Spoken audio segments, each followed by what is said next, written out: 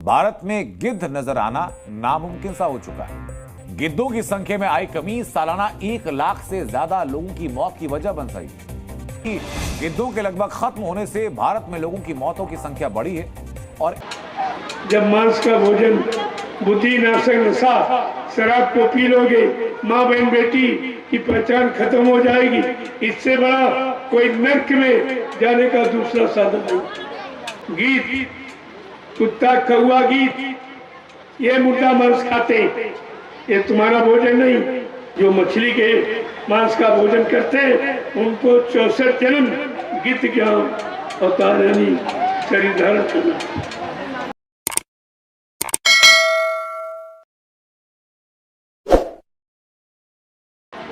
जय गुरुदेव, जय गुरुदेव, जय गुरुदेव नाम किसका, जय गुरुदेव नाम किसका, जय गुरुदेव नाम किसका।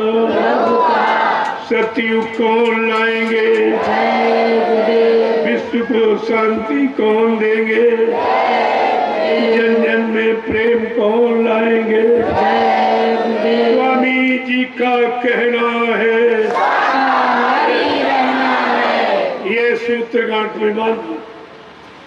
अगर आप शाकाहारी का मतलब जो परमात्मा ने तुम्हारे लिए आहार, भोजन, खुराक बनाई, अगर अपना अपना भोजन करने लगो तो आपको सुख शांति मिलेगी, कोई बीमारी नहीं होगी।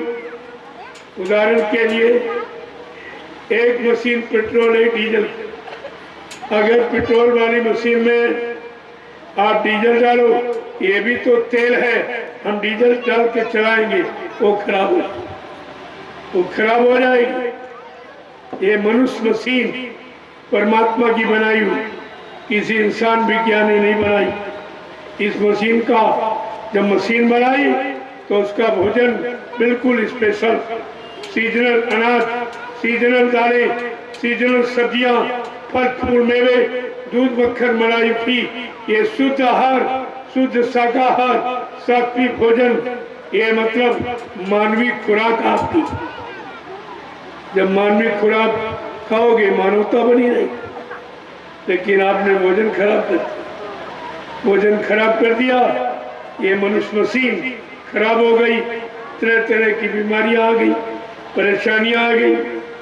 आपने क्या किया?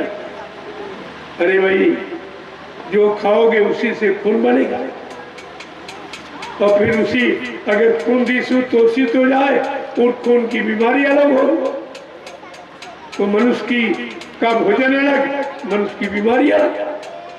जब तुम मानवीय आहार करते थे तो मानवीय जो सीजनल बीमारी, ये सीजनल जड़ी बूटी से ठीक हो जाती, लेकिन आपने भोजन खराब कर दिया।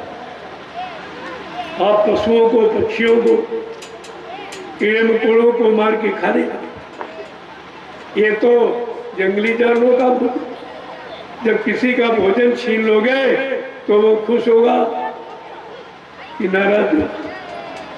और तुमने जब से मुर्दा मांस खाना शुरू किया, ये भोजन गिद्धों का, गीत, कुत्ता, कौआ, गीत, ये मुर्दा मांस खाते, ये तुम्हारा भोजन नहीं। और जब से आपने ये खाना शुरू किया, अब गिद्ध पलायन कर गए, चले गए। अरे अगर बेटे को घर में भोजन है तो घर छोड़ के चला जाए। तुमने भोजन छीना,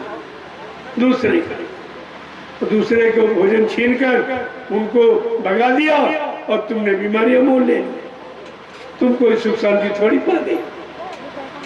कबीर साहब ने जो सबसे पहले आए, उनका स्पष्ट इशारा था, मीन मार जो करे हरा, 64 जन्म गिद्ध था।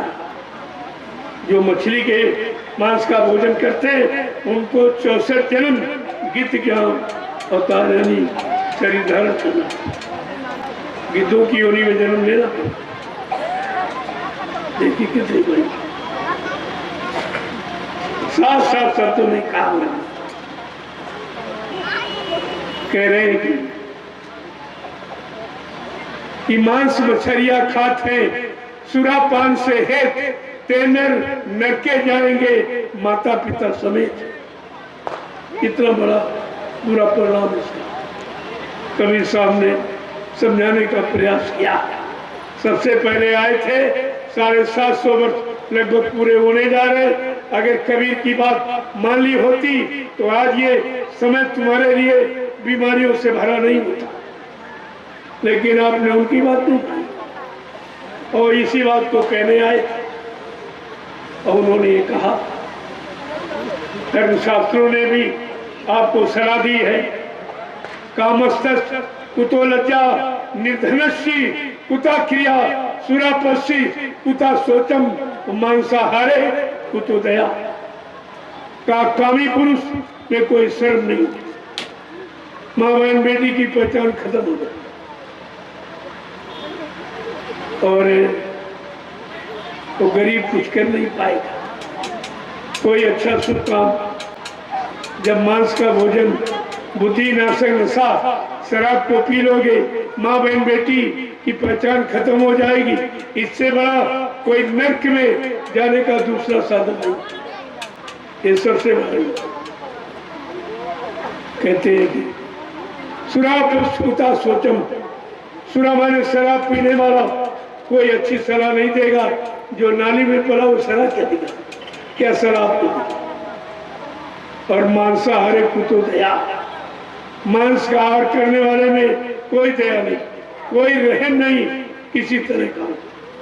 जैसे कुतिया अपने 5 बच्चों के साथ बैठी, अगर उससे बच्चों को रोटी टुकड़ा डालो तो छीन के खा लेगी, सामने भोजन नहीं करने देगी, बाद में दूध पिलाएगी। लेकिन सामने ये छीना झपटी का असर प्रभाव मांसाहारियों में होता है। ये धर्मशास्त्र सब आपको पता है, न तुमने उनकी मानी न वर्तमान में इनकी मानी आप, इसलिए आप परेशानी का एक ही कारण है, किसी सच्ची अच्छी बात और नेक भली सलाह को नहीं मानोगे तो फिर बुराइयों में चले, परेशानियों में चले जाओगे।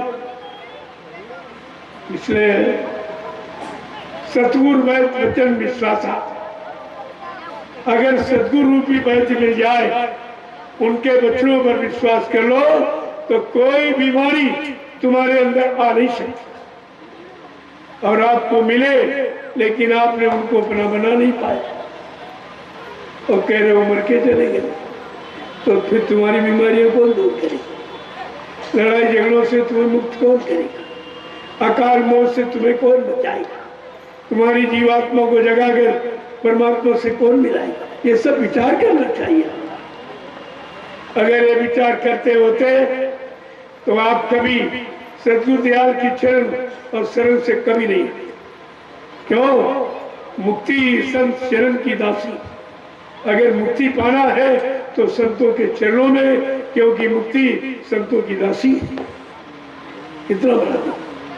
और आपने वो चरण शरण छोड़ दिए, तो जहां चरण शरण छोड़ के सतगुरु के आप जहां गए हो वहां चरण है कि पैर है? अरे भाई बताओ, चरण है कि पैर है? और पैर तो तुम्हारे पास नहीं, वही छू लेते वहां जाने क्या देंगे। इसलिए प्रेमियों, पैरों की पूजा नहीं, चरणों की। चरण साष्टांग दंडवत प्रणाम, मत्था टेक करके पैर छुए जाते, छूने और प्रणाम में बहुत होता। ये सब जानकारी आपको क्यों दी जाती? ये सत्संग इसीलिए सुनाया जाता कि आप झूठ से हटकर सत्य का संग कर, सत्य के संग में लग जाओ, तुम्हारा सारा काम हो जाए। तुम्हें कहीं अन्यत्र जाने भटकने की जरूरत ही नहीं।